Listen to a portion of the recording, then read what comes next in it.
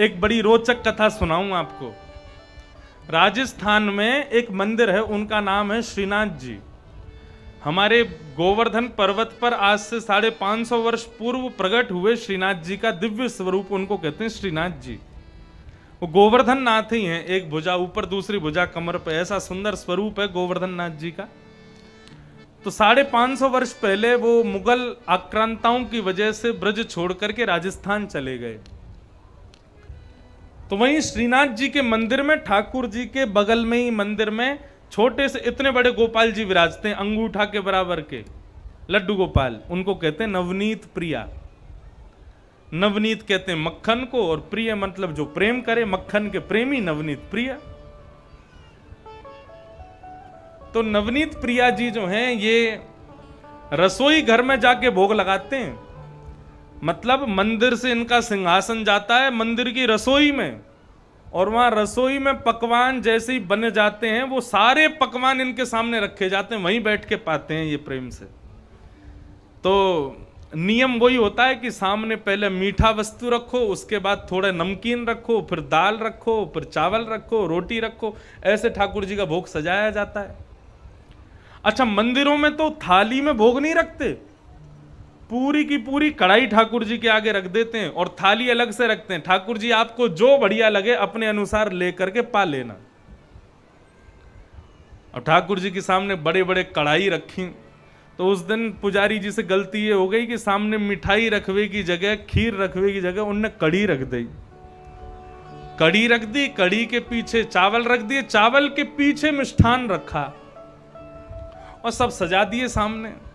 और सजा करके रसोई घर की किवाड़ लगा के 45 मिनट का भोग लगता, 45 मिनट के लिए पुजारी जी चले गए।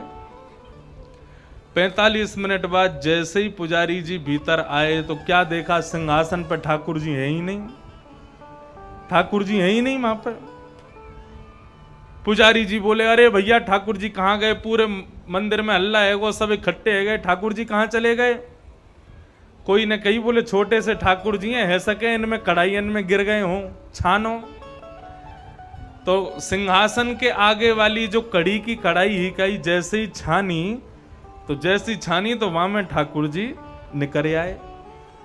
अब तो महाराज पुजारी जी बड़े जोर से हंसे, बोले अरे लाल जी को कढ़ी इतनी भा गई, इतनी बढ़िया लगी कढ़ी की वहां में कूद ही गए। अब तो भैया रोज कढ़ी बनेगी ठाकुर जी के काज। अब तो कोई भी उत्सव हो, कछु भी हो, रोज कढ़ी बन रही है, रोज ठाकुर जी के आगे कढ़ी रखी जावे। 10 दिन तक रोज कढ़ी रखी, तो 10वें दिन रात में सपने में पुजारी जी के सपने में ठाकुर जी आ गए और रोने लगे जोर जोर से। पुजारी जी बोले, ठाकुर जी रो काहे क्यों रहे हो? बोले मैं यहां मारे रो रहा हूं, तुम रोज कढ़ी को भोग लगा रहे हो।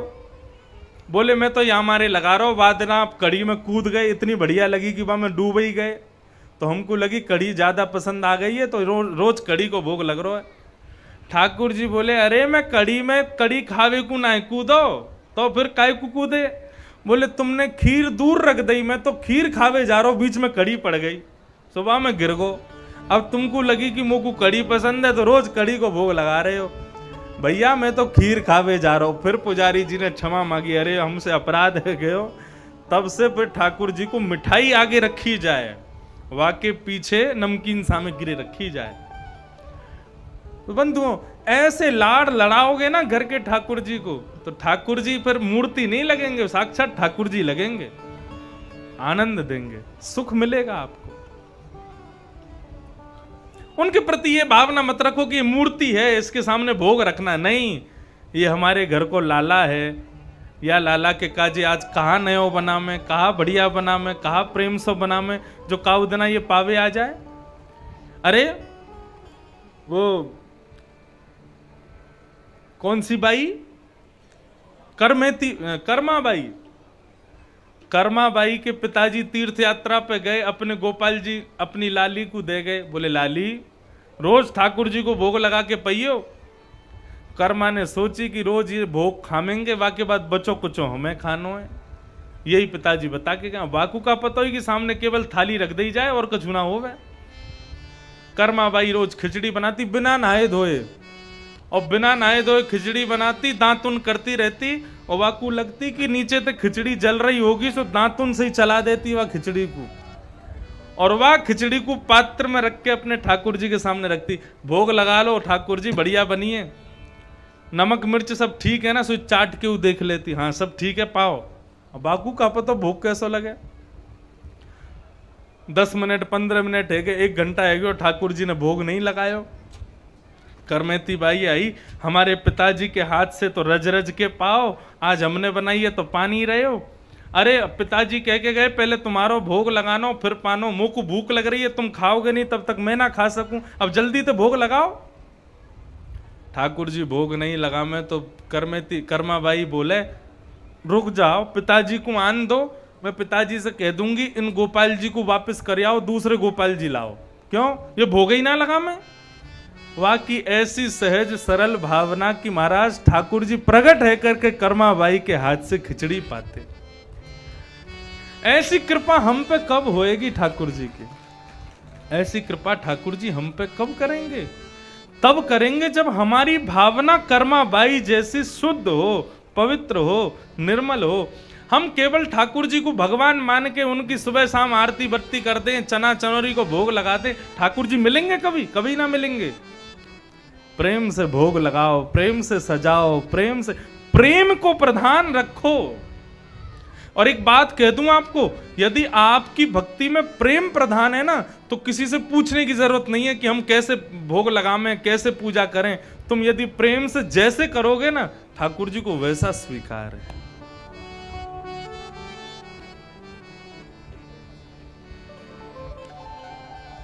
अब तो महाराज गर्गाचार्य जी ने खीर बनाई, और खीर बना करके अपने शालिग्राम भगवान के सामने धर दी।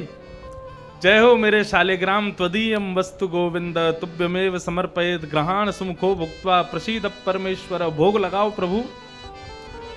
और गर्गाचार्य जी का एक नियम था, भोग ठाकुर जी के सामने रख के उसके बाद वो 1 माला करते थे, और जब तक 1 माला नहीं होती थी तब तक भोग नहीं उठाते थे।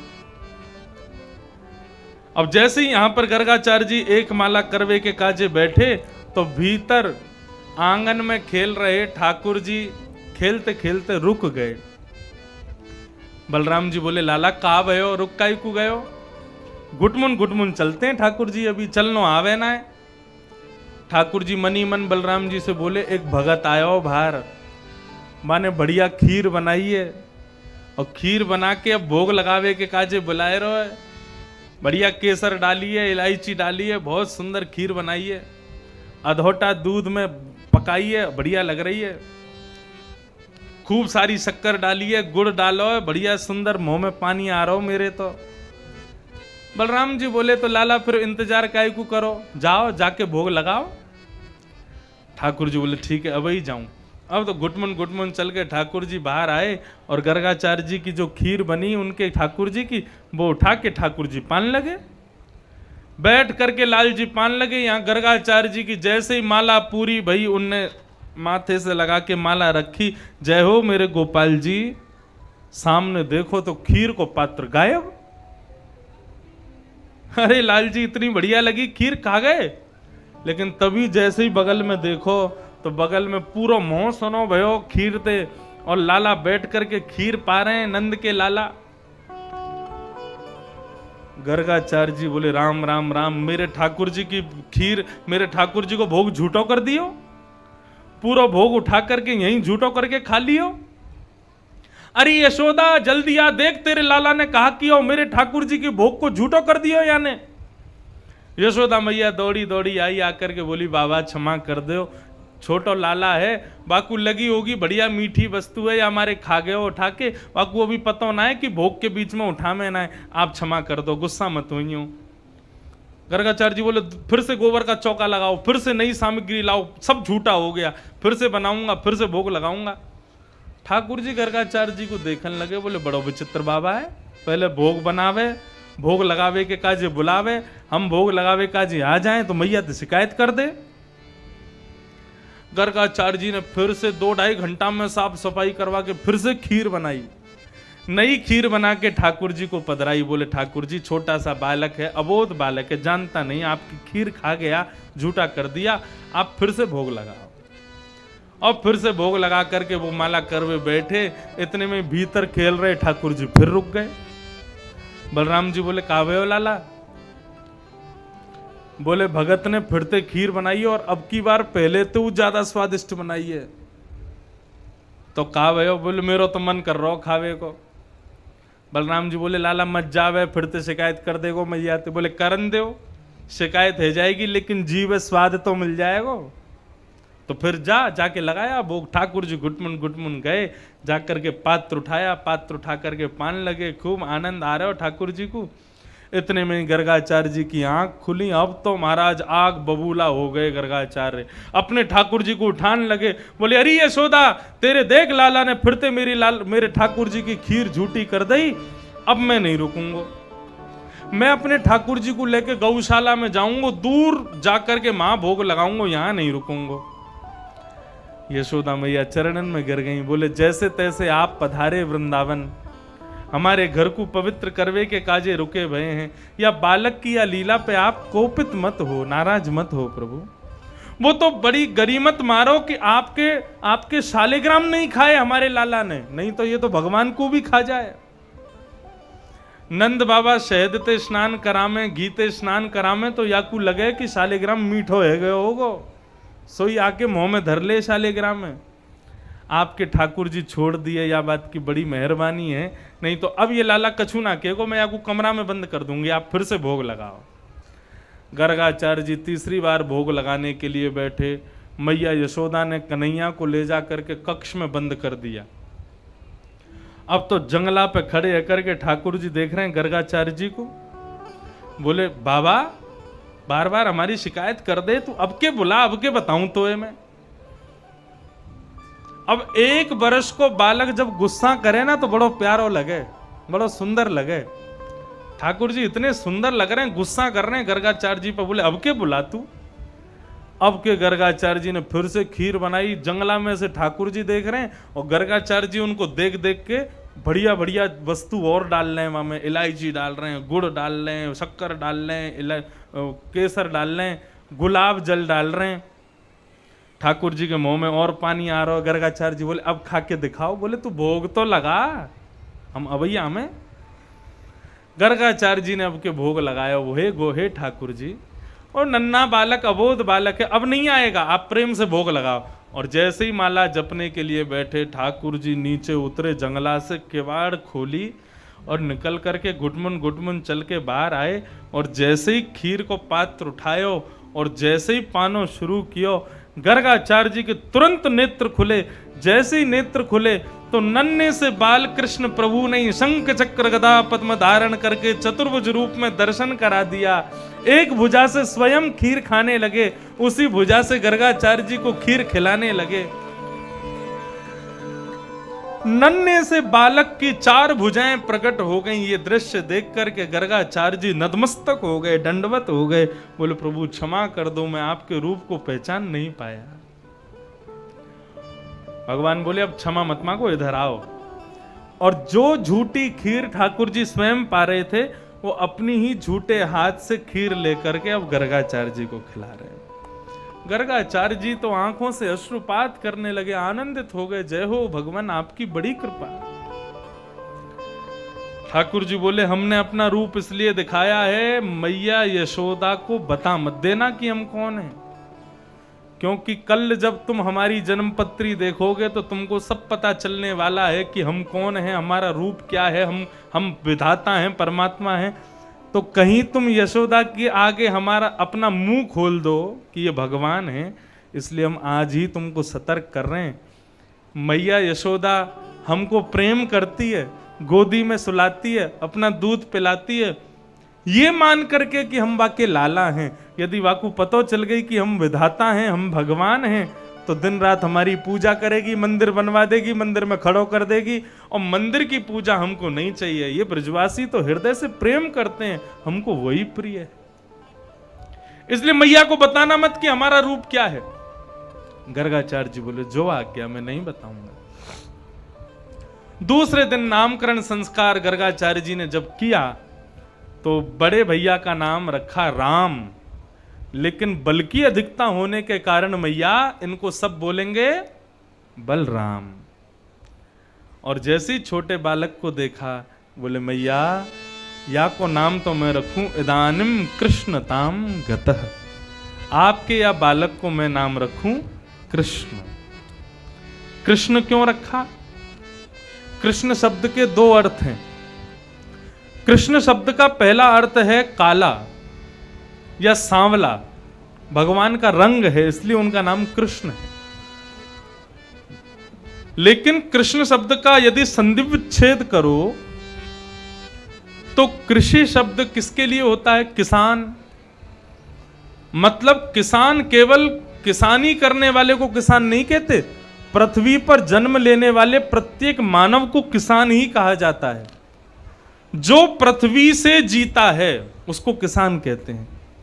तो कृषि और न है नस्तु निवृत्तिवाचक।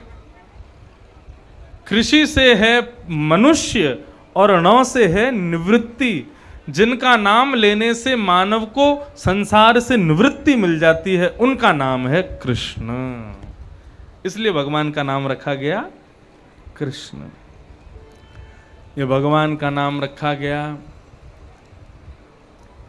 अब तो ठाकुर जी 1 बरस के है गए, कृष्ण नाम रख दियो। धीरे धीरे सब कन्हैया कृष्ण कन्हैया कह कर पुकारते हैं। एक दिन ठाकुर जी दौड़े दौड़े आए और आकर के मैया से बोले मैया। नंद बाबा के पास जाकर के बोले बाबा। बलराम जी के पास जाके बोले भैया।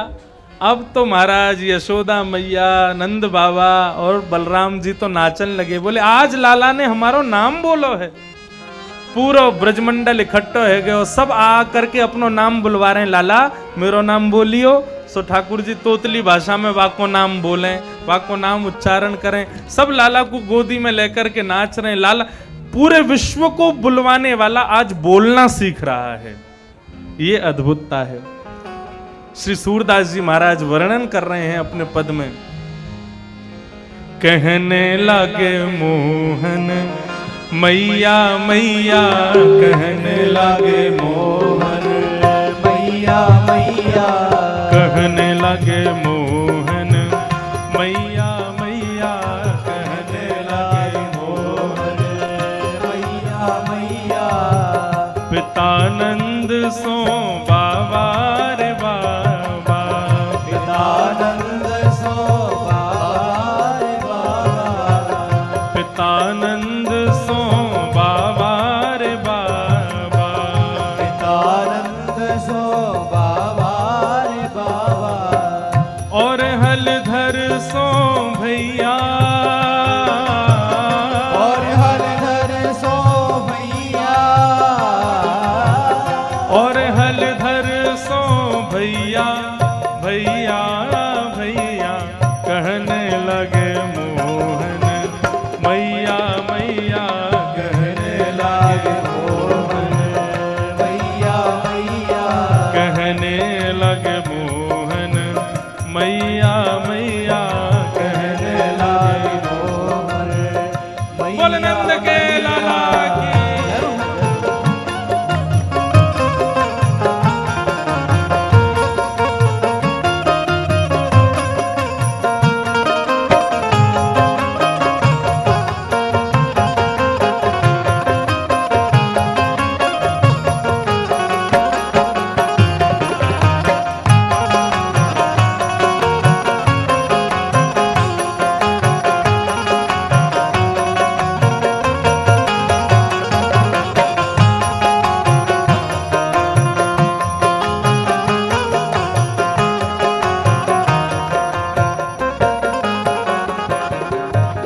ऊंचे चढ़ चढ़ कहत यशोदा, ऊंचे चढ़ चढ़ कहत यशोदा, ऊंचे चढ़ चढ़ कहत यशोदा, ऊंचे चढ़ चढ़ कहत यशोदा। ले ले नाम कन्हैया, ले ले नाम कन्हैया,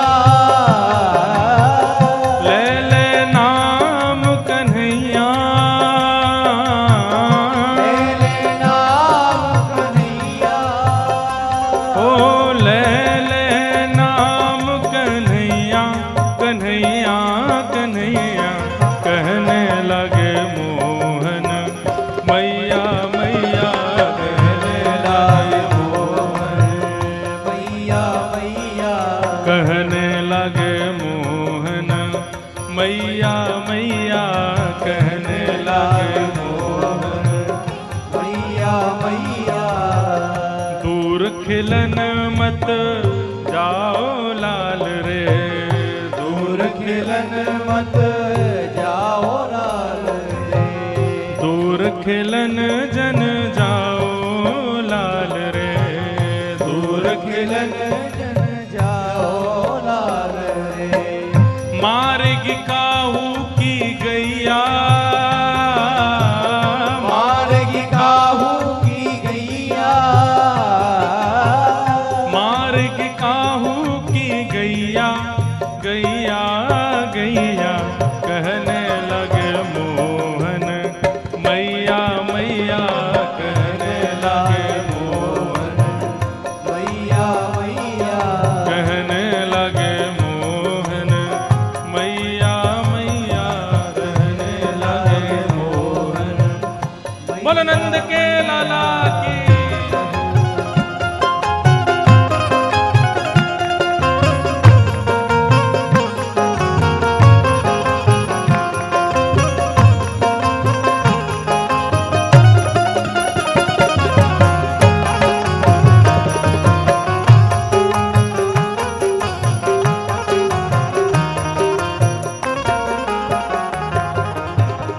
मणिखंबन प्रतिबिंब विलोकत, मणिखंबन प्रतिबिंब विलोकत, मणिखंबन प्रतिबिंब विलोकत, मणिखंबन प्रतिबिंब विलोकत। कितना सुंदर वर्णन कर रहे हैं ठाकुर जी। जब नंद भवन में धीरे धीरे चल करके जाते हैं तो ठाकुर जी चलना कैसे सीख रहे हैं? एक खंबा को पकड़ करके खड़े है जाएं और फिर वहां से दूसरे खंबा के पास जामें। अब दूसरे खंबा में ठाकुर जी जब मणि में अपनो प्रतिबिंब देखें, जब खुद को देखें तो खुद को देख करके ठाकुर जी नाचन लग जामें, अलग अलग मुद्रा बनामें। कभी सिर पे हाथ रखें, कभी कमर पे हाथ रखें, कभी दोनों कंधान पे हाथ रखें। अपने आप को देख करके ठाकुर जी नाच रहे हैं। सूरदास जी वर्णन कर रहे हैं, मणिखंबन प्रतिबिंब विलोकत, मणिखंबन प्रतिबिंब विलोकत। हो नाचत कुंवर कन्हैया, नाचत कुंवर कन्हैया, नाचत कुंवर कन्हैया, कन्हैया कन्हैया कहने लगे मोहन, मैया मैया कहने लगे मोहन, मैया मैया। कहने लगे मोहन, मैया मैया कहने लगे मोहन। मैया मैया। ओ सूरदास प्रभु तुमरे दरस को, सूरदास प्रभु तुम्हारे दरस को, सूरदास प्रभु तुमरे दरस को, सूरदास प्रभु तुम्हारे दरस को। चरणन की बलि जैया, चरणन की बल जैया, चरणन की बल जैया, जैया जैया कहने लगे मोहन, मैया मैया कहने लागे मोहन, मैया मैया। कहने लगे मोहन, मैया मैया कहने लगे मोहन, मैया मैया। कहने लगे मोहन, मैया मैया कहने लगे मोहन, मैया मैया। कहने लगे मोहन, मैया मैया कहने लागे मोहन, मैया मैया। ऐसे महाराज जी ठाकुर जी धीरे धीरे मैया भैया बाबा कह के पुकार रहे हैं। अब लाल जी है गए 3 वर्ष के, और जैसे ही 3 वर्ष के भये अब तो महाराज ऐसी चौकड़ी भर के भागे कभी या घर में, कभी वाह घर में, कभी कोई गोपी के पास, कभी कोई गोपी के पास। यशोदा मैया सुबेरे लाला को उठा के ब्यारू करा, नाश्ता करा दे, वाके बाद लाला को भोजन कहीं होवे, ब्यारू कहीं होवे। ऐसा ठाकुर जी आनंद कर रहे हैं। श्रृंग्यग्निड्यंश्च जल द्विज कंटके। श्री सुखदेव जी महाराज ने श्लोक के एक पद में ठाकुर जी के सारे ऊधम बता दिए। कैसो कैसो ऊधम मचा में ठाकुर जी। श्रृंगी गैयान के सींगन ने पकड़ ले, और एक सींग पे ठाकुर जी, दूसरे सींग पे बलराम जी। अब सींग को पकड़ के गैया के सिर को हिलाने लगे। जैसे ही गैया खड़ी है जाए तो दोनों लटक जामे। अब सींगन पे जब दोनों लटक जामे तो गैया उनको लेके भागे कहां पे, जहां गोबर को ढेर होवे। गैया भी खेले ठाकुर जी के संग, लेके जामे और जाकर के गोबर के ढेर के पास जाकर के, और गैयान के सींग में घी की और मक्खन की मालिश होवे रोज। तो चीकने चीकने सबरे सींग हैं गैयान के। ठाकुर जी जैसे पकड़े और गैया खड़ी है जाए तो ठाकुर जी को हाथ फिसलन लगे। इतने में गैया गोबर के ढेर के पास चली जावे। ठाकुर जी को हाथ जैसे ही छूटे तो गले गले गोबर में जाके ठाकुर जी गिर जामे। फिर के मैया बचैयो, अरे मैया मुकु निकारियो। मैया के लाला मुकु तो ऐसा लगे तो पूर्व जन्म को सूकर दिखे। कितनों नवाए दो, कितनों तैयार कर दो, कितनों सजाए दो, आके या गोबर में ही खेले। ठाकुर जी बोले हाँ मैया तो को नहीं पता, मैं पूर्व जन्म को सूकर हूं, पहले बरा बन के आया हूं, मैं अब कृष्ण बन के आया हूं। श्रृंगी अग्नि से खेलते हैं। चूल्हे में जलती हुई लकड़ी को निकाल करके और फिर बलराम जी के पीछे भागेंगे। ला मेरी गेंद दे, ते मेरी गेंद चुराई। बलराम जी फिर गेंद दे दें। ऐसे ऐसे ऊधम मचा में श्रृंगी अग्नि ड्यमष्टि। ड्यमष्टि गलीन में जो कुकर सूकर डोले कहाँ हैं, ठाकुर जी इनके पीछे भाग के दौड़ के और बंदरन को और कुकरन को पकड़ करके उनके ऊपर बैठ जामे और फिर उनके मुंह को खोलें। फिर उनके दांत गिने कितने दांत हैं आके, और फिर बाद दांत को गिन के नीम की दांतन तोड़ के लामे, बंदर के मुंह में नीम घुमा दें, बंदर को दांतन कराए दें। श्रृंगी अग्नि ड्यमष्टि जल में खेलते हैं, नदी में कूद जाते हैं। फिर मैया से कहते हैं मैया बचाइयो। यशोदा मैया आवेगी, लाला मुंह को हाथ पकड़ा अपनो। जैसे मैया को हाथ पकड़े तो मैया को भी खींच लें, फिर वही नदी में मैया को भी कुदा दें। द्विज ब्राह्मणों के साथ में खेलते हैं ठाकुर जी। कैसे खेलते हैं ब्राह्मणन के संग?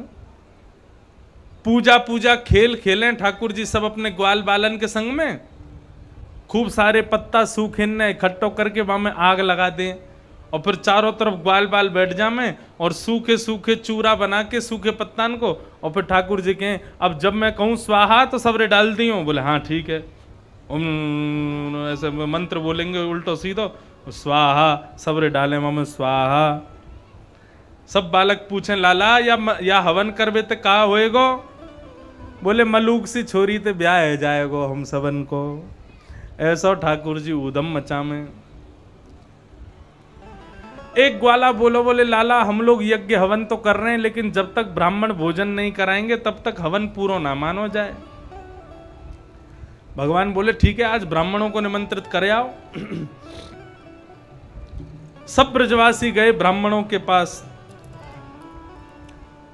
ग्वाल बाल ब्राह्मणन के पास गए और जाके बोले अरे भैया आज भोजन मत बनवाइयो घर में। बोले क्यों? बोले आज हमारे लाला ने यज्ञ कियो है और वह यज्ञ की प्रसादी पावे के काजे आपको आनो है। अब सब ब्राह्मण मनी मन सोचें, बोले नंद भवन में भोजन है, इसका मतलब 2-4 सामग्री नहीं 56 प्रकार की सामग्री बनेंगी। और हम कितनों मना करते रहे नंदरानी यशोदा जबरदस्ती बहुत सारो खवाए दें। तो भैया कहा करेंगे, बोले आज दोपहर को भोजन मत करो और सवेरे को नाश्ता मत करो, सीधे रात में ही भोजन पाएंगे। घरवारी तो कहती बोली अरे सुनो, बोले हाँ बताओ, बोले आज भोजन मत बनाइयो। बोले क्यों? नंद बाबा के यहाँ प्रसादी है, भोजन है। घरवाली बोले अरे तो फिर बढ़िया है, डिब्बा ले जाइयो, हमको भी ले आइयो, हम भी वही पालेंगे। बोले हाँ वो तो लानो ही पड़ेगा, खिलाई इतना दें कि कछु सामान बांध के लानो पड़े। अरे सुनो तो, बोले हाँ नेक नमक को पानी दो। बोले नमक को पानी क्यों चाहिए? बोले भाई पीवे तो भूख और ज्यादा तेज है जाए, शाम को जामेंगे सो बढ़िया रोटी सब्जी मालपुआ और महाराज क्या बढ़िया बढ़िया सामग्री बने नंद भवन में, तो वो पाके आमेंगे। अब तो ब्राह्मण सुबह से नमक को पानी पी रहे हैं, ऐसी भूख लग रही है महाराज तेज। इतने में ही शाम को समय भयो, ब्राह्मणन में नेक नेक छान घोट लई, तो भूख और ज्यादा तेज है गई। अब जैसे ही नंद भवन पहुंचे, पीलो पीलो चंदन लगा के इत्र लगा करके सब ब्राह्मण देवता पहुंच गए। नंद रानी यशोदा ने जैसी देखी इतने सारे ब्राह्मण पधारे, नीचे आके सबको प्रणाम कियो। बोले आज मेरे द्वार पर इतने सारे ब्राह्मण देवता पधारे, मैं सबन को प्रणाम करूं। बोले मैया खुशी रहो, अब तो सहन न है रही, जल्दी पवाओ। यशोदा मैया बोली कहा पवाओ? मैया आज तुम्हारे यहाँ यज्ञ भयो ना, हमको आमंत्रण आयो कि वह यज्ञ की प्रसादी पावे के काजे ब्राह्मणन को आनो है, तो हम सब तो आए हैं भाई के मारे। मैया जोर से हंसी, बोले मेरे यहाँ कोई यज्ञ ना भयो, मेरे यहाँ कोई प्रसादी ना है, आप लोगन को कोई ने गलत समाचार दे दियो है। चलो अब सब लोग लौट जाओ, जब हवन होएगा यज्ञ होएगा तब हम बुला लेंगे। ब्राह्मण देवता तो आंखन में आंसू आ गए। बोले मैया हम सवेरे ते भूखे प्यासे, सुबह ते नमक को पानी पी रहे हैं कि इतनी भूख लगे कि रात रात को उड़ामेंगे बढ़िया प्रेम से, और तो और हम तो अपनी ब्राह्मणीन ते मना कर आए कि आज भोजन मत बनाइयो।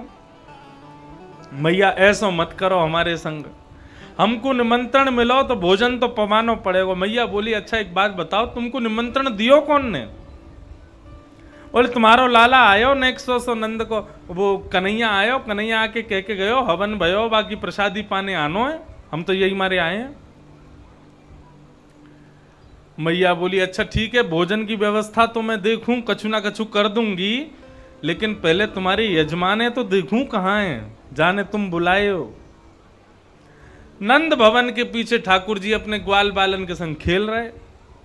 इतने में ही यशोदा मैया, अच्छा कोई 10-15 ब्राह्मण नहीं थे, 100-200 ब्राह्मण थे, सबको लेकर के मैया पहुंच गई। लाला ओ कन्हैया यहां पे आ। जैसे ही मैया ने देखी, जैसे ठाकुर जी ने देखी मैया बुला रही है, और मैया के पीछे सबरे ब्राह्मण देवता वही ब्राह्मण आ गए जिनके यहां सुबेरे गए हम। ठाकुर जी ने अपने मधुमंगल सखा को हाथ पकड़ो, बोले मधुमंगल? बोले हाँ देखियो। बोले कहा भयो? बोले ये तो सच में आ गए सबरे, हम तो झूठे को न्योता दे के आए इनको, हमें क्या पता ही सांची को आ जाएंगे।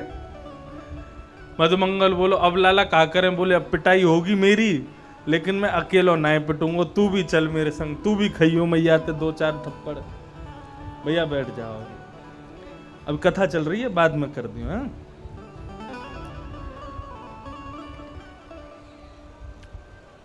तू भी पिटियो मेरे संग।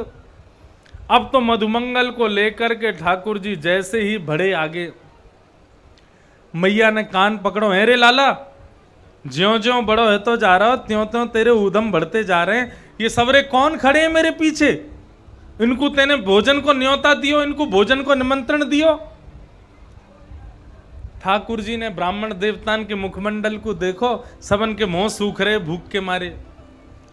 ठाकुर जी बोले मैया तेरी सौ खा के कहूं, मुंह को तो ये ना पता इनको घर कौन सी गली में, ये सबरे ऐसे ही आ गए, मैंने ना बुलाए। ब्राह्मण बोले मैया झूठ बोल रहे हैं लाला, ये हमको निमंत्रण दे के आए सवेरे। मैया बोली देख लाला मैं जान तो गई हूं तेने निमंत्रण दियो, लेकिन अब ये बता अब कहा करूं, इनको भोजन कैसे पवाऊं? ठाकुर जी बोले मैया एक काम कर, हमारो खेल खेल की पूजा ही पूजा खेल खेल को हेरो। तो खेल खेल की पूजा में खेल खेल को सब काम भयो, तो खेल खेल कोई भोजन होएगो। ये सब भी सूखे सूखे पत्ता हाथ में उठा करके बोल दें कि अरे भैया मोहन थार बहुत बढ़िया बनी है, पूरी सब्जी बहुत बढ़िया बनी है, अरे वाह बढ़िया रायता बहुत जोर को बनो है। जैसे बिना मंत्रण के बिना सामग्री के हवन भयो, वैसे बिना पकवानन के इनको भोजन है जाएगो, हैगो काम बराबर। ऐसो ऐसो ऊधम मचा में ठाकुर जी। अब तो महाराज ठाकुर जी सब ग्वाल बालन के संग खेलें। ठाकुर जी बोले एक बात बताओ रे भैया, सबरे हम गोकुल में रहे, मैं और दाऊ दादा तो ऐसे हट्टे टगड़े, तुम सबरे इतने पतरे पतरे काईकू हो? सब ग्वाल बाल बोले लाला तोकू तो बढ़िया माखन मिश्री खावे को मिले, हमको थोड़ी मिले। ठाकुर जी बोले क्यों, तुमको क्यों ना मिले? गोकुल में इतनी सारी गैया, हर घर में गैया है, क्यों ना मिले तुमको? ग्वाल बाल बोले लाला मथुरा को राजा कंस है ना, वहां ने सब ब्रजवासीन पर प्रतिबंध लगा रखो है, कोई भी अपने घर में गौरस रख ना सके। जितनो मक्खन घी दही दूध सब होवे ना, वहां में से नेक हम रख सकें, बाकी को सब हमको मथुरा भेजनो पड़े कर के रूप में, टैक्स के रूप में। यदि हम मक्खन दूध घी दही यदि मथुरा नाए भेजें, और यदि वाकई सैनिक आकर के हमारे घर में देख लें कि भाई दूध मक्खन घी दही रखो है, तो वो मृत्यु दंड दे में, या हमारे घर वाले हमको मक्खन दूध दही खान ना दें। अब तू तो राजा को बेटा है, नंद बाबा राजा हैं ब्रजमंडल के, तो को तो सब खावे पीवे को मिले, हमको थोड़ी मिले। भगवान ने मनी मन सोचा कि भाई मथुरा के इस कंस को तो हम बाद में देखेंगे, पहले ब्रजवासियों को मक्खन मिश्री खवाया जाए। ठाकुर जी बोले तो राजी राजी नहीं मिलता तो चोरी करके खाओ। तुमको राजी से यदि मक्खन मिश्री दूध दही नहीं मिलता तो चोरी करके खाया करो। ग्वाल बाल बोले लाला तू जो कहेगो सो करेंगे, लेकिन चोरी नहीं करेंगे। क्यों चोरी क्यों ना करेगो? हमारी मैया के कि चोरी करवे ते ब्याह ना होवे, या हमारी चोरी ना करेंगे। ठाकुर जी बोले ऐसो पतर पूछरा सो बनो रेगो, ऐसो पत्रो दुबरो रेगो, तो तेरो ब्याह ना होएगो। नेक्स्ट शरीर बना ले तब ब्याह होएगो तेरो। और यदि कल से तुम लोग हमारे संग चोरी नहीं करोगे तो फिर तुम लोग अपनी मंडली अलग रखो, मैं और दाऊ दादा अलग रहेंगे। जैसे ही अलग हवे की बात करी तो ग्वाल बाल बोले लाला तू जो कहेगो सो करेंगे, लेकिन तू हमसे दूर मत जावे। ठाकुर जी बोले तो फिर कल से चोरी शुरू। अब तो महाराज ठाकुर जी घर घर में जामे, जा घर ते मक्खन मिल जावे वहीं ते पामे। कोई ऊंचे छींके पे लगो हो तो बा में डंडा मार के नीचे तो फोड़ के खा ले।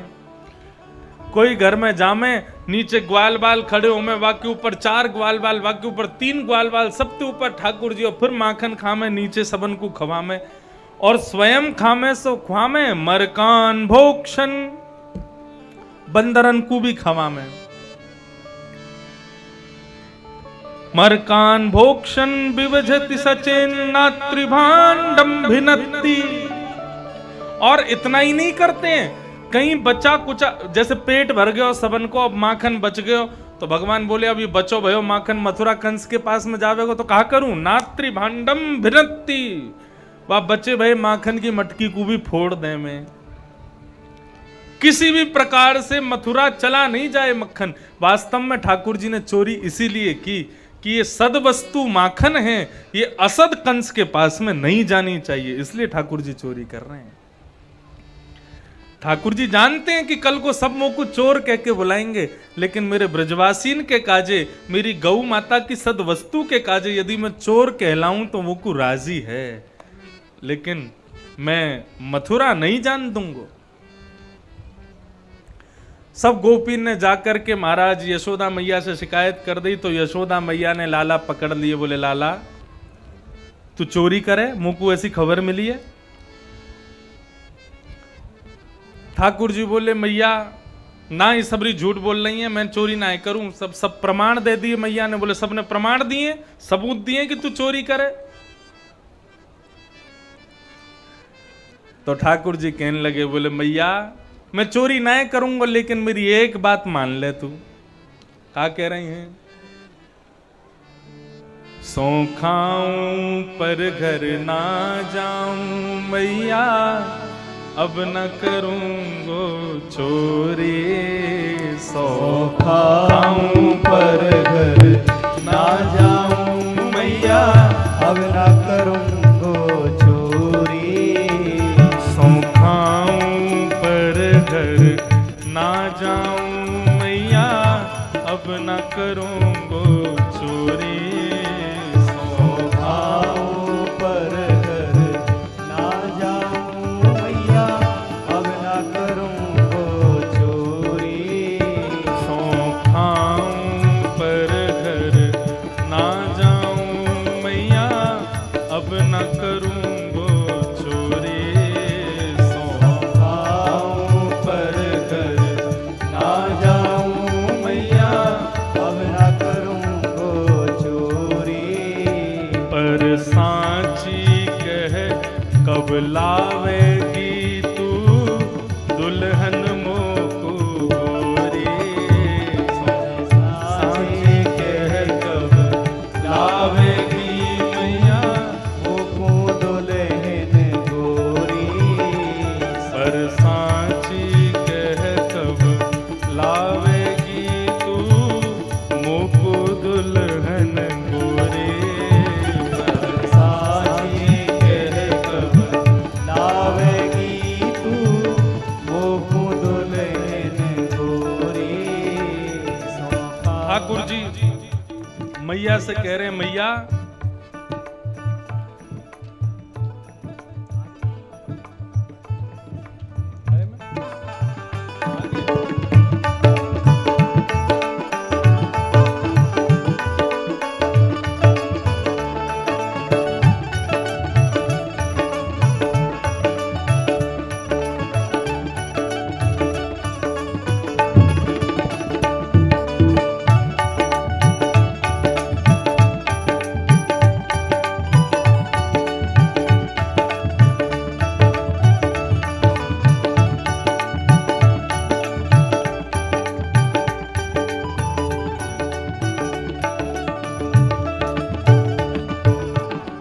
ठाकुर जी मैया से कह रहे हैं, मैया मैं ना करूंगा चोरी। सौ खा के कह रहा हूं, सौगंध खा के कह रहा हूं, लेकिन तू मोको एक वचन दे। बोले कहा? बोले कब लावेगी तू मोकू दुल्हन गोरी। मोकू मेरो ब्याह जब करावेगी तब चोरी करनो बंद करूंगा। पर एक बात तो समझाऊं, बलदाऊ संग न ले जाऊं। मैया लेकिन एक बात मेरी सुन ले, जब ब्याह करवे जाऊंगा ना तो दाऊ दादा संग में ना लेके जाऊंगा। बोले क्यों ना लेके जाएगो? बोले कि भैया वो तो गोरो है और मैं कारो हूं, कहीं बाकी गोरे स्वरूप को देख करके बहू ने भाई के गले में वरमाला पहना दी तो मेरो ब्याह तो रह जाएगो, मेरो न्याय होएगो। या हमारे मैया बलदाऊ संग ना लेके जाऊंगो। और भैया बहुत सुंदर पद है, अब मुझको मिल ना रहे हो, नहीं तो गा के सुना। तो अभी आप लिखो भयो है, कोई ना कल सुना देंगे हैं, अभी लिखो भयो ना है मुंह पे। बहुत सुंदर पद है। ठाकुर जी कह रहे मेरो ब्याह कराओ तब मैं चोरी करना बंद करूंगा। ऐसे ठाकुर जी की ये मधुर चोरी की लीला बताई गई। लेकिन वास्तव में ठाकुर जी ने मक्खन चोरी ना कियो है, ठाकुर जी ने तो ब्रजवासी को मन चोरी कियो है। ठाकुर जी मन को चुरा रहे हैं। मक्खन माखन, माखन में जो ख है ना बीच को, वो कहा है खोट। वह खोट को यदि तुम माखन से निकाल दो तो बचेगो का? मन बचेगो बस। यदि खोट हमारे भीतर से निकल जाए तो मन बचेगो। वह मन को ठाकुर जी हटा चुराए लें, वह को अपनाए लें। ऐसे ठाकुर जी ने ब्रजवासियों को मन चुराए हो। अद्भुत ठाकुर जी की लीलाएं बताई गईं। एक दिन सवेरे सवेरे यशोदा मैया दही बिलोए रही, इतने में ठाकुर जी आए और दोनों भुजान के बीच में आके खड़े है गए और मैया से बोले मैया एक बात बता। बोले कहा बताऊं? बोले तो को अपनो पूत प्यारो है कि दूध प्यारो है? यशोदा मैया बोली मुँह को तो मेरो लाला प्यारो है, मुँह को दूध प्यारो थोड़ा ही है। तो मैया फिर एक काम कर, अपनी गोद में मुंह को लिटा करके मुंह को अपना दूध पिवा। 4 वर्ष के है गए कन्हैया, लेकिन अबऊ मैया को ही दूध पीवे और मैया की गोद में लेट करके मैया को दूध पीने लगे। बंधुओं, इतने में ही सामने अंगीठी पे जो गैया का दूध औंट रहा था, उसने मन में विचार किया कि आज ठाकुर जी मेरा भोग नहीं लगाएंगे, आज ठाकुर जी मुझे स्वीकार नहीं करेंगे, और यदि आज ठाकुर जी मुझे स्वीकार नहीं करेंगे तो मैं जीवित रह करके क्या करूं। और अंगीठी पे पक रहे उस दूध ने स्वयं को नष्ट करना शुरू कर दिया। उफन करके वो दूध बाहर आकर के गिरने लगा। जैसी मैया ने देखा कि सामने दूध उफन रहा है, बाहर आ रहा है, तो ठाकुर जी को दूर पटक करके मैया गई और बाद दूध को संभालने लगी। ठाकुर जी इतने में खड़े है गए, मैया झूठ बोले मोते कि मुँह को मेरो लाला प्यारो है, और बाद दूध को देख के मुँह छोड़ के पटक के भग गई बा के पास। तू मैया अभी मेरे रूप को ना है जाने, बड़े बड़े योगी, बड़े बड़े तपी, बड़े बड़े तपस्वी योगी मेरे दर्शन के काजे 3-3 युगन तक तपस्या करें, तब भी मेरो एक क्षण को दर्शन होवे, और मैं तेरे यहाँ लाला बन के आया हूं, तेरे संग खा रहा हूं, पी रहा हूं, सो रहा हूं, आनंद कर रहा हूं, तू मेरे मूल को ना समझ पा रही है। बंधुओं, कहने का अभिप्राय, जो ठाकुर जी जाके घर में आ जामे ना, फिर ठाकुर जी चाहे कि वो सदा सर्वदा मेरे पास रहे, मुंह से दूर नहीं जावे। एक तो मैं तेरे घर में आयो और तू मुंह को अकेलो छोड़ के चलो जाए। लोग बाग शादी में जामे और अपने घर में तालो लगा जाएं, ठाकुर जी को अलमारी में बंद कर जाएं और उनके सामने सूखे चना चनोरी धर जाएं। ठाकुर जी हम तो जा रहे हैं मालपुआ खावे, तुम चना चनोरी ते काम चलाइयो। ऐसे ठाकुर जी कभी मिलेंगे? अपने ठाकुर जी को सदा अपने संग रखो। भक्त दूर होवे वो ठाकुर जी को प्रिय नहीं है। हमारे छोटे से लाल जी हैं, हमारे संगी ही चले। अभी हम भिंड में रुके हैं तो भिंड आए हुए हैं। आप पूछोगे तो 4 घंटा के काजे आप यहाँ कथा करवे आओ, वो क्या करें? अरे 4 घंटा उनके सबरे ग्वाल वाल वहीं प्रकट है जाएं, माँ उनकी गैया बछड़ा बछिया हाथी घोड़ा सब उनके सामने रखे रहें। जैसे हम किवाड़ बंद करके आवे सोई ठाकुर जी प्रकट है जाएं, गैया प्रकट है जाएं, बछड़ा प्रकट है जाएं, ग्वाल बाल फिर माँ ऊधम मचावे सबरे। कभी बिस्तर पे कूदें, कभी सोफा पे कूदेंगे, पूरे कमरा में ऊधम मचावेंगे। जैसे ही हम वापस पहुंच जाएंगे सोई फिर से अपने सिंहासन पे बैठ जाएंगे। तो 2-4 घंटा के काजे ठाकुर जी को ऊधम को समय मिल जावे या हमारे कथा में आ जाए। हम अपने ठाकुर जी को कथा में ना लेके जामे। जो लोग टीवी पे कभी कथा सुनते हो वो कभी देख लियो, कभी कथा में हमारे ठाकुर जी नाम है, बहुत कम। क्यों? क्योंकि वही 4 घंटा ही तो मिले उन्हें ऊधम मचावे को। अब जा रहे होंगे, खकोर रहे होंगे, कहाँ धरो है, कछु मीठो धरो है, का कछु नमकीन धरी है, का बिस्किट कहाँ धरे हैं, सब खोल रहे होंगे।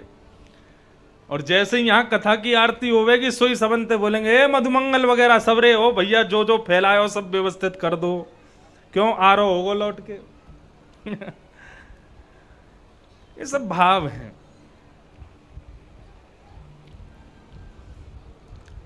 ठाकुर जी बोले मैया तुम मोकू प्रेम ना करे। इतने में ठाकुर जी छोटा सा एक पत्थर उठा के लाए और मैया जा हंडी में दही बिलोए रही। ठाकुर जी ने ला करके वह पत्थर को मारो और वो हंडी फोड़ दी। और एक बड़ो सा डंडा लेके गए, गौरस भंडार में जितनी हंडी गौरस की सब फोड़ दी ठाकुर जी ने। बोले तो को दूध प्यारो ना, ले सब तेरे दूध है बहा दूंगा आज मैं। यशोदा मैया ने जैसे ही ये दृश्य देखो मैया को क्रोध आयो।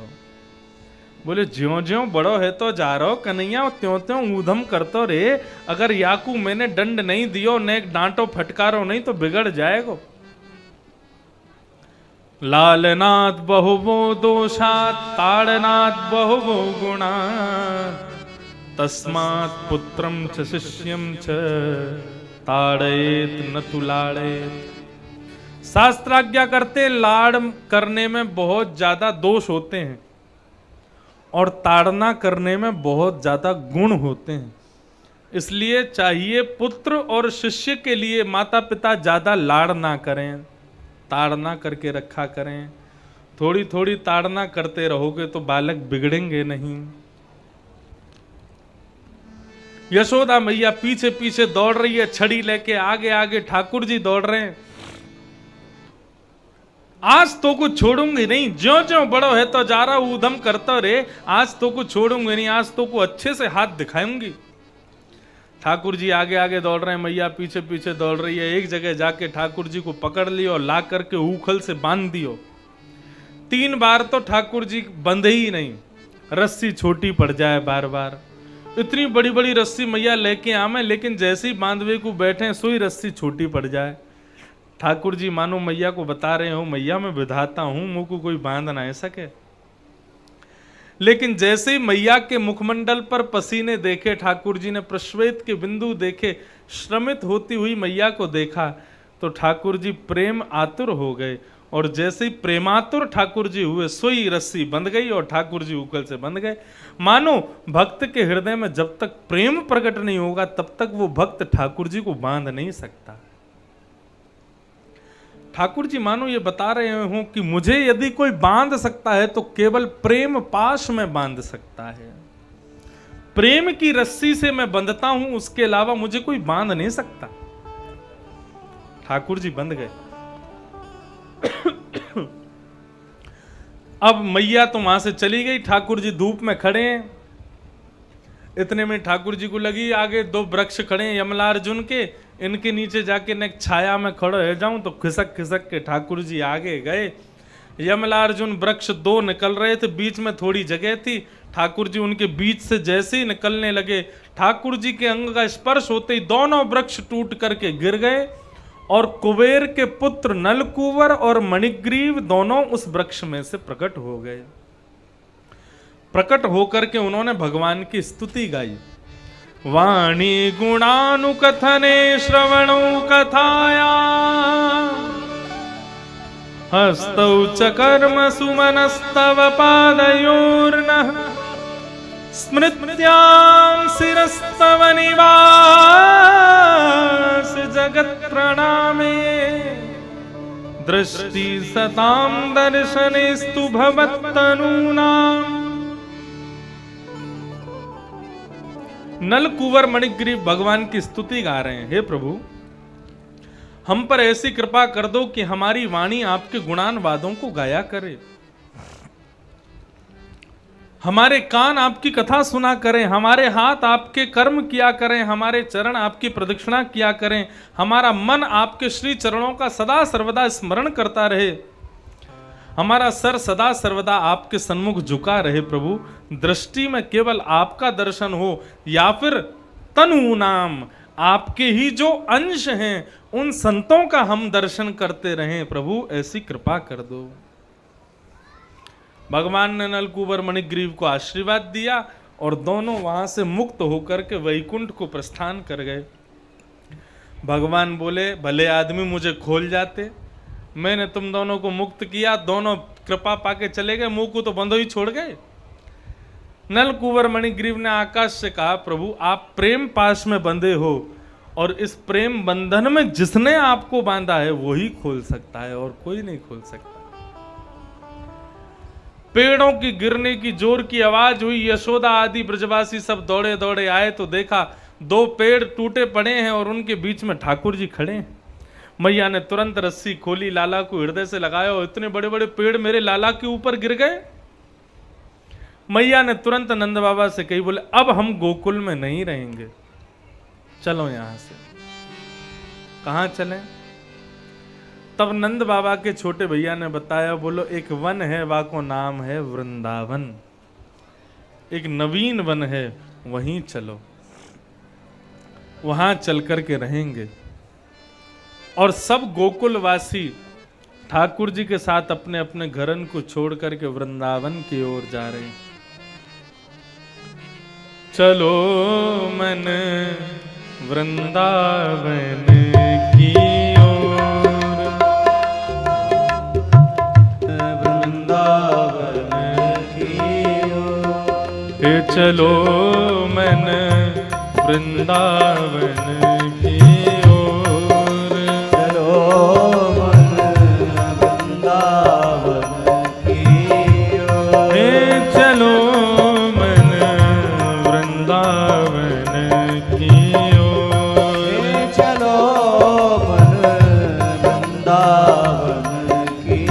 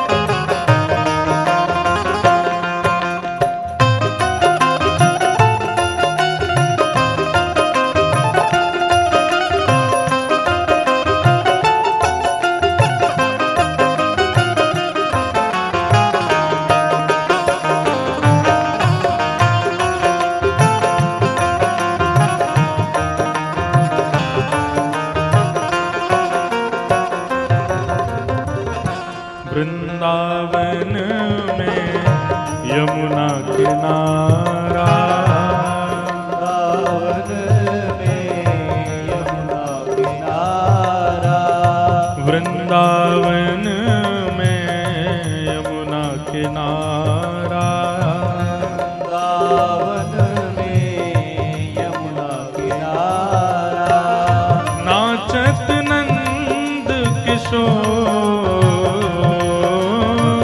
नाचत नंद किशोर, निर्तत नंद किशोर, निर्तत नंद किशोर, चलो मन वृंदावन की ओर, चलो मन वृंदावन की ओर, चलो मन वृंदावन की ओर, चलो मन वृंदावन की वृंदावन की ओर, वृंदावन की ओर, वृंदावन की ओर, वृंदावन की ओर, चलो मन वृंदावन की ओर, चलो मन वृंदावन की चलो मन वृंदावन की ओर, चलो मन वृंदावन की जय हो।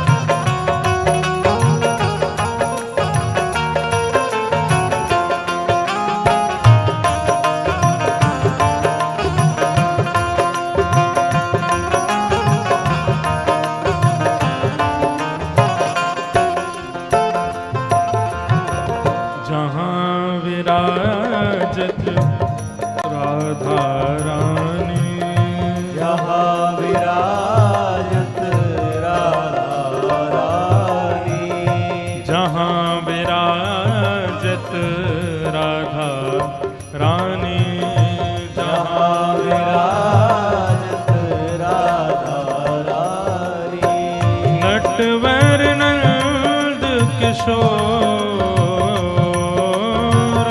नटवर नंद किशोर, नटवर नंद किशोर,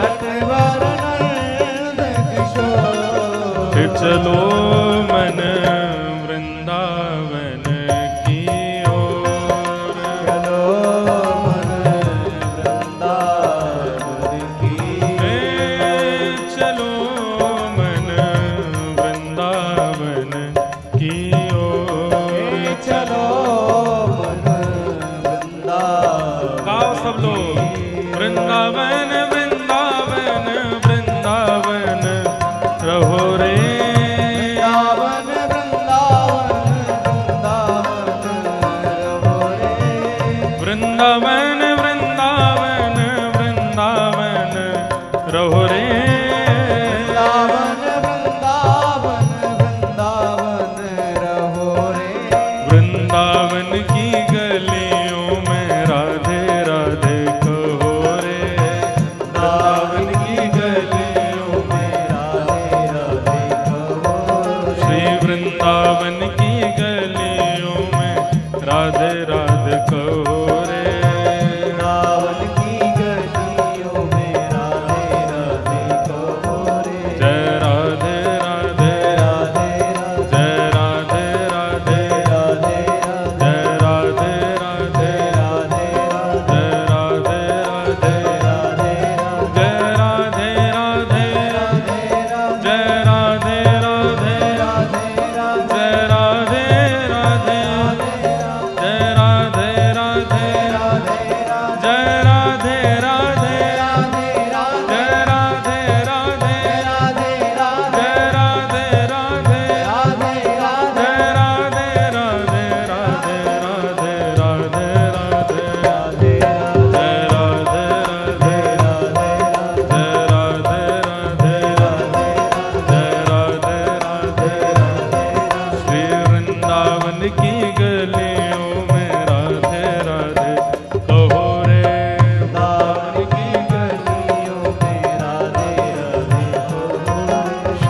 वृंदावन की गलियों में राधे राधे कहो रे। वृंदावन की गलियों में राधे श्री वृंदावन बिहारी लाल की। वनम वृंदावनम नाम पशव्यं नवकाननम् गोप गोपी गवां सेव्यं पुण्याद्री तृणविरुधम्। सब ब्रजवासी वृंदावन आ गए। माताएं बहनें बिल्कुल शांति का परिचय दें, बिल्कुल शांति से सब लोग सुनेंगे। जो भाई लोग पीछे बाहर खड़े हुए हैं वो अगर चाहें तो यहाँ माताओं के पीछे थोड़ी जगह है, आके सब लोग बैठ जाओ। कथा बैठ के सुननी चाहिए, खड़े खड़े नहीं सुननी चाहिए। माँ धूप में बाहर खड़े हैं तो इससे बढ़िया अंदर आकर के सब लोग बैठ जाओ, वहाँ बैठ के कथा सुनो। भगवान और समस्त गोकुलवासी वृंदावन पधारे। वृंदावनम संप्रविश्य सर्वकाल सुखावहम। वृंदावन में आकर के सबको बहुत सुख मिल रहा है, सबको बहुत आनंद मिल रहा है।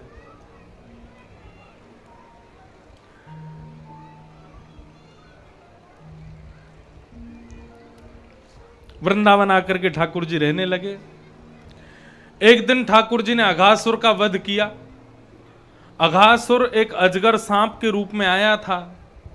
इतना विशाल मुख खोल लिया कि लोग सब ग्वाल वालों को लगने लगा कोई गुफा है। अंदर प्रवेश कर लिया तो जैसे ही अंदर प्रवेश किया उसने अपना मुख बंद कर लिया, विष उगलने लगा मुख में। सब ब्रजवासी मूर्छित हो गए। ठाकुर जी ने उसके कंठ में जाकर के अपने शरीर को इतना फुलाया, बीच से अघासुर फट गया और सारे ब्रजवासियों की रक्षा हो गई। लेकिन अघासुर को मारने की ये बात ब्रजवासियों ने, सब ग्वाल बालों ने घर पर जाकर के एक एक वर्ष के बाद बताई।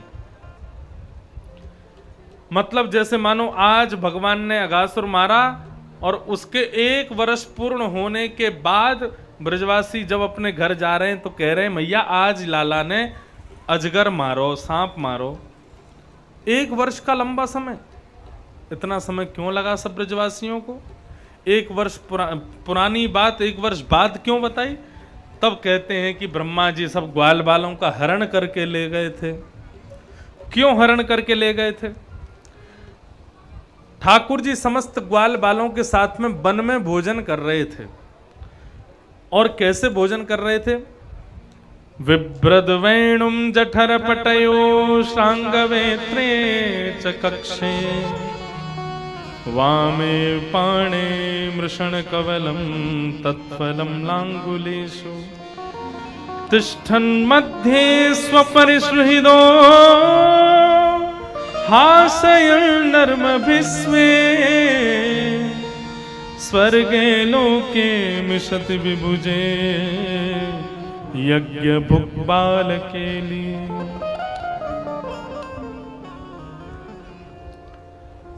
ठाकुर जी वन में भोजन कर रहे हैं। कितनी सुंदर छवि है ठाकुर जी की। एक कांख में तो ठाकुर जी ने वंशी दबा रखी है, दूसरी कांख में ठाकुर जी ने गैया बुलाने वाली श्रृंगी दबा रखी है। और वामे पाणौ मृषण कवलम तत्फलम लांगुलीषु, अपने वाम हस्त कलम में बीच में तो चटनी रखी है, हरी चटनी, और उंगलियों के बीच में अलग अलग अचार लगा रखे हैं। आम का अचार, टेंटी का अचार, नींबू का अचार, मिर्च का अचार, ऐसे उंगलियों के बीच में अचार है और बीच में यहाँ चटनी है। और अपने दाहिने हाथ में रोटी को गोल गोल उसको बना करके एक रोटी खाते हैं, फिर एक अचार चाटते हैं, फिर दूसरी रोटी खाते हैं, फिर दूसरा अचार चाटते हैं, फिर तीसरी रोटी खाते हैं। ऐसे ठाकुर जी वन भोज कर रहे हैं। ऐसी मधुर दर्शन करके सब देवता भी आनंदित हो रहे हैं। लेकिन ब्रह्मा के हृदय में यह संशय प्रकट हुआ कि ये भगवान नहीं हो सकते। यज्ञ भोक्ता भगवान इतनी पवित्रता का ध्यान रखते हैं, इतना सब कुछ पवित्रता से खाते पीते हैं, और यहां पे ऐसे बिल्कुल कुछ भी जो मुंह में आ रहा है सब लेते जा रहे हैं। ये भगवान नहीं है। जैसे ये भावना प्रकट हुई ब्रह्मा की, तो ब्रह्मा जी ग्वाल बालों को हरण करके ले गए। भगवान कहीं दूर गए थे किसी बछड़ा बछिया को लेने, इतने में ही लौट के आए तो देखा सब ग्वाल बाल कोई भी नहीं है। भगवान ने तुरंत नेत्र बंद करके देखा तो पता चला कि ब्रह्मा ने सब किया है। भगवान बोले अच्छा, हमारी परीक्षा। माताएं बहनें थोड़ी शांत हो जाएं, थोड़ा निवेदन है हाथ जोड़ करके, बिल्कुल शांति का। बीच में माताएं बहुत बात कर रही हैं, थोड़ी शांति का परिचय दें, कथा सुने ध्यान से। ब्रह्मा जी सब ग्वाल बालों का हरण करके चले गए। ठाकुर जी ने सब ग्वाल बालों का रूप धारण स्वयं कर लिया, और जितने ग्वाल बाल हरण किए ब्रह्मा ने सब बन करके भगवान घूमने लगे। भगवान सबका रूप धारण करके घूमने लगे। अब 1 वर्ष बाद जब ब्रह्मा को लगा कि वो बहलूपिया कृष्ण अब रो रहा होगा अपने ग्वाल बालों की याद में, जाके देखूं उसको। जैसे ही ब्रह्मा जी आए नीचे, तो जितने ग्वाल बालों को हरण करके ऊपर ले गए थे वो सब नीचे घूम रहे थे। ब्रह्मा जी बोले माए बाप, ये तो बहुत बड़ा अपराध हो गया हमसे, हमने तो बहुत बड़ा गलत कर दिया। ये तो जितने ग्वाल बाल हरण किए सब यहां प्रकट हो गए, इसका मतलब तो ये भगवान है। लेकिन भगवान ने एक लीला की। ब्रह्मा जी जैसे ही पृथ्वी पर देखने के लिए आए कि ग्वाल बाल हैं कि नहीं, इतने में ही स्वयं श्री कृष्ण ब्रह्मा का रूप धारण करके ब्रह्मलोक चले गए, और ब्रह्मा जी के द्वारपालों से कह गए यदि कोई दूसरा बहलूपिया हमारे जैसे दिखने वाला ब्रह्मा आवे तो मार पीट के भगा देना उसको। अब ठाकुर जी तो भीतर ब्रह्मा बन के बैठ गए। असली ब्रह्मा पहुंचे। असली ब्रह्मा पहुंचे तो द्वारपालों ने किवाड़ लगा दिए। द्वारपालों ने दरवाजे बंद कर दिए। बोले कौन हो तुम? बोले हम ब्रह्मा हैं। कौन हो क्या पूछते हो? बोले अरे तेरे जैसे ब्रह्मा बहुत देखे हमने, हमारे असली ब्रह्मा तो भीतर बैठे हैं, तू भाग यहां से। पूरी वृत्तांत जब बताया तब ब्रह्मा जी ने स्वीकार कर लिया कि मैं नकली ब्रह्मा हूं। बोले असली वही हैं जो भीतर बैठे हैं, एक बार मुझे उनका दर्शन करा दो। बोले रुक जा पूछ के आते हैं। भीतर जाके पूछा, बोले ठाकुर जी वो नकली ब्रह्मा खड़ा है बाहर, क्या करना है? बोले लेके आओ।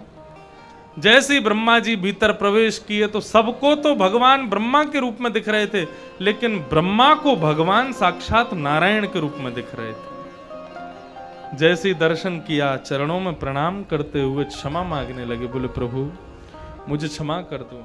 नौमिड्यते प्रभु पुषेटडिदंबराय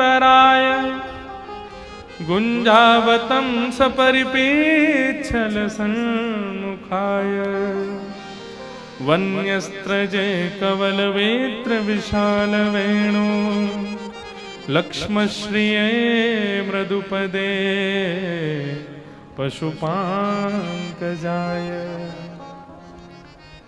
स्तुति गाई ब्रह्मा जी ने भगवान की, लेकिन भगवान ने उनको क्षमा नहीं किया।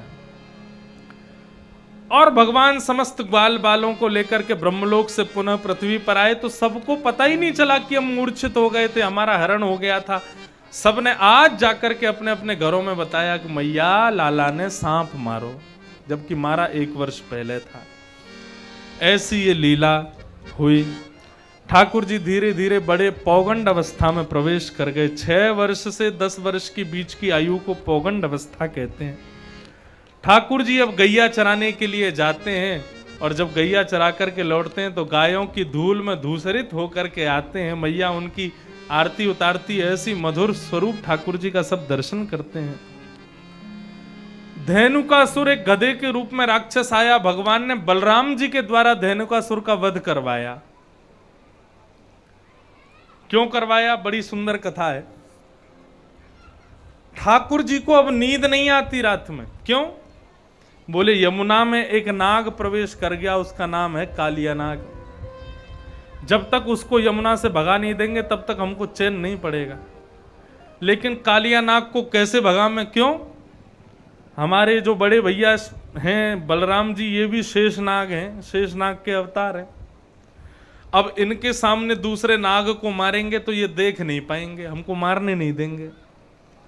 एक नाग दूसरे नाग को मारने देगा? कभी नहीं मारने देगा।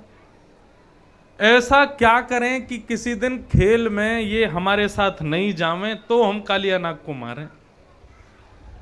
तभी ग्वाल वालों ने कहा कि लाला एक बगीचा है, वहां में एक राक्षस रहे, वहां को नाम है धेनुकासुर, वो गधा के रूप में है। हम लोग वहां खेलवे जामे तो वो हमको दुलत्ती मारे, लाला तू वाकू मार दे। ठाकुर जी बोले हमने सबरे राक्षसन को मारवे को ठेका ले रखो है का? एक आध राक्षस को बलराम जी से उमरवाओ। बलराम जी बोले हाँ हाँ कितना बड़ा राक्षस ले आओ, हम तो छोटे मोटे राक्षस हैं, पूतना आदि हमारे लाला को दे दें, बड़े राक्षस आएंगे तो हम मारेंगे।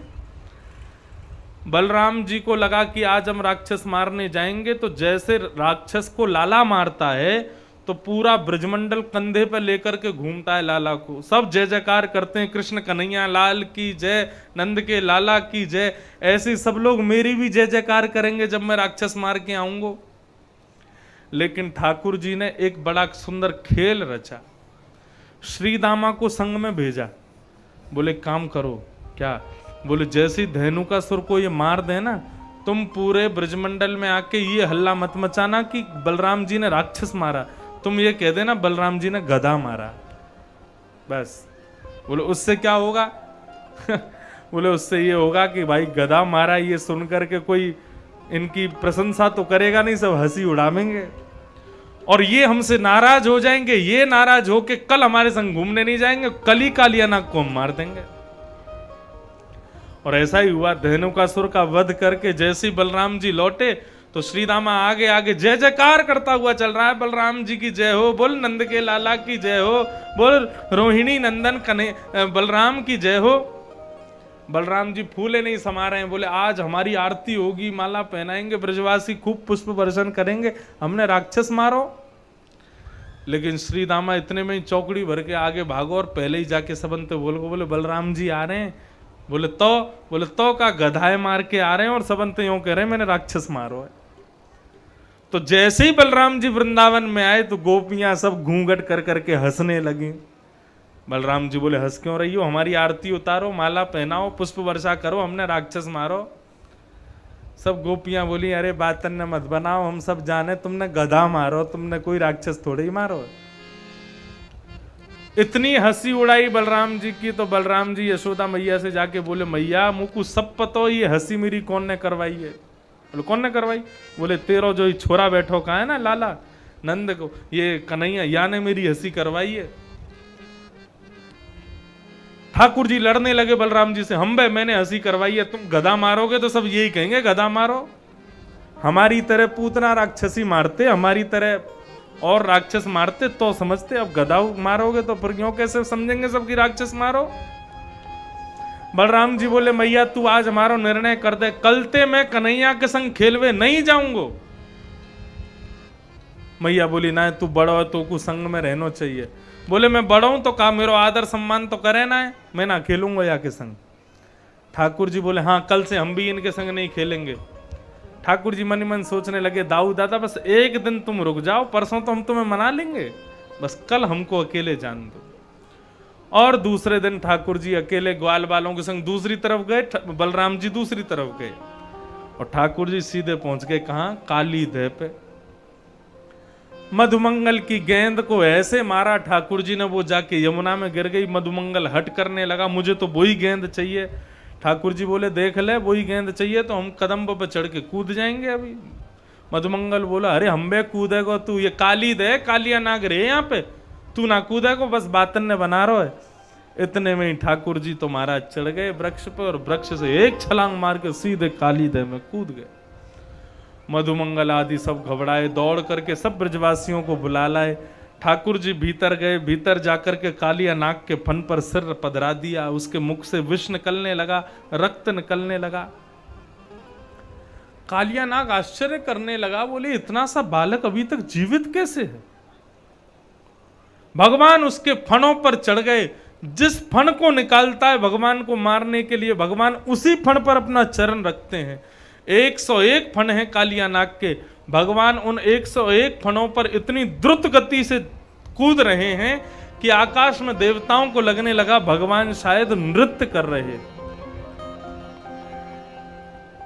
इंद्र मृदंग बजाने लगे, ब्रह्मा जी कांसे बजाने लगे, नारद जी वीणा बजाने लगे, सरस्वती अलाप लेने लगी, आकाश मार्ग में देवी देवता सब गंधर्व जन गान बजान करने लगे।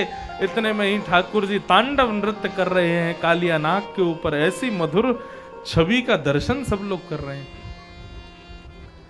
कालिया नाग के प्रत्येक मुख से विष की जगह रक्त जब निकलने लगा, तब नाग पत्नियों ने भगवान की स्तुति गाई, बोले प्रभु हमारे पति को छोड़ दो। खूब सुंदर स्तुति गाई नाग पत्नियों ने। न नाक पृष्ठम न च सार्वभौमम् न पारमेष्ठ्यम न रसाधिपत्यम न योग सिद्धे पुनर्भवं भा वाञ्छन्ति यत्पादिरज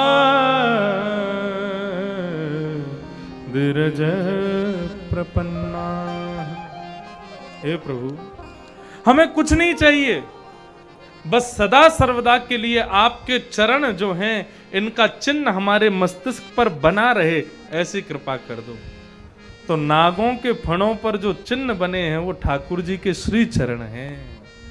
वांछन्ति यत्पाद रज प्रपन्ना, हमें केवल आपके चरण रज सिर पर बनी रहे, ऐसी कृपा कर दो। ऐसा कहा, भगवान कालिया नाग के ऊपर से नीचे कूद गए और कालिया नाग को कहा कि हमारी यमुना जी छोड़ के तुम चले जाओ। बोले कहाँ जाऊं? बोले प्रभाषित क्षेत्र में चले जाओ। और इस प्रकार कालिया नाग यमुना छोड़ करके प्रभाषित क्षेत्र में चला गया। बोलो कालिया मर्दन भगवान की।